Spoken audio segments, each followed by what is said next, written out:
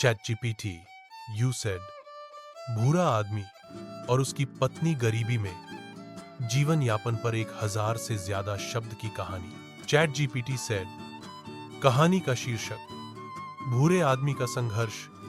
शब्द संख्या लगभग 1100 शब्द। किसी दूर बसे गांव के एक कोने में मिट्टी और फूस की झोंपड़ी में भूरा आदमी अपनी पत्नी लक्ष्मी के साथ रहता था। लोग उसे भूरा इसीलिए कहते थे क्योंकि उसकी रंगत सांवली थी और उसने जीवन में कभी नए कपड़े नहीं पहने। दिन भर की धूल, धूप और मेहनत उसकी त्वचा पर जम गई थी और समय ने उसके चेहरे पर झुर्रियों की गहरी लकीरें छोड़ दी थी। भूरा और उसकी पत्नी अत्यंत निर्धन थे। उनके पास न तो जमीन थी, न कोई पशु, न ही कोई स्थायी काम। जो भी मजदूरी मिलती उसी से चूल्हा जलता। लक्ष्मी सुबह उठते ही पास के कुएं से पानी लाती, जंगल से लकड़ी चुनकर लाती और भूरा खेतों में काम की तलाश में निकल जाता। जीवन की कठिनाइयां। एक समय था जब भूरा का परिवार संपन्न था।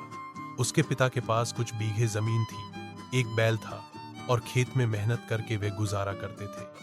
लेकिन एक बार भयंकर सूखा पड़ा और उस साल की फसल पूरी तरह बर्बाद हो गई।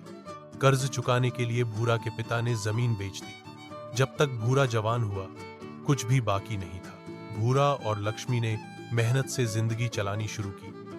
वे दोनों गांव के लोगों के खेतों में मजदूरी करते, किसी के घर झाड़ू पोंछा कराते, कभी कभी लकड़ी काटकर बाजार में बेच देते।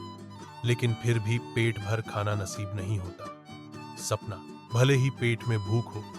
भूरा का एक सपना था, उसका खुद का छोटा सा घर हो जिसमें पक्की दीवारें हो, एक छोटा सा आंगन हो और उसमें आम का पेड़।